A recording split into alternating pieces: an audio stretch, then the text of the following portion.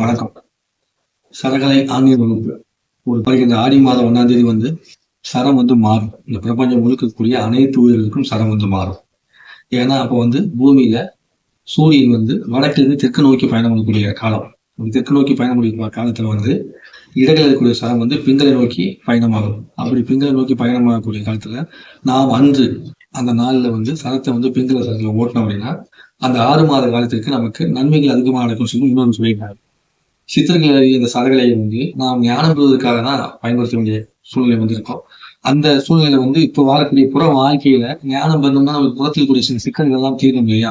அந்த சிக்கல்களை தீர்ப்பதற்கான ஒரு வாய்ப்பாகவும் அந்த சரத்தை பயன்படுத்த முடியும். அப்போ குடும்ப உறவுகள்ல நேர்மையான தன்மை அடைகிறதுக்கு, குடும்பத்துல கணவன் மனைவிக்குள்ள ஏதாவது சின்ன சின்ன ஊழல் இருந்ததுன்னா அந்த ஊழலை சமாளிச்சு எப்படி சத்திரமாக கொண்டு போறாங்கிறதுக்கு, நம்ம முன்னாடி வரவங்க நல்லவங்கள கெட்டவங்க தெரிஞ்சுக்கிறதுக்கு, கிரக தோஷத்தின் பலன்களை நிவர்த்தி செய்வதற்கு, இதற்கெல்லாம் நம்ம இந்த சரத்தை பயன்படுத்தலாம்.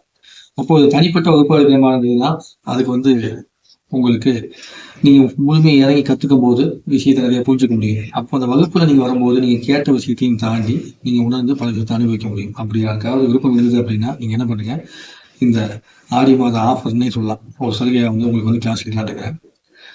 எதுக்குன்னா புத்தகத்துல எளிமையா கிடைக்குது. நிறைய பேர் சொல்லியிருக்காங்க. நானுமே சரத்தை பத்தி எளிமையா நிறைய விஷயம் சொல்லியிருப்பேன். அது எல்லாத்தையுமே நீங்க கேட்டு உள்வாங்கினவங்க, இதுக்கு முன்னாடி உணர்ந்தவர்களுக்கு அதனுடைய அற்புதம் அதிகமா இருக்கும்.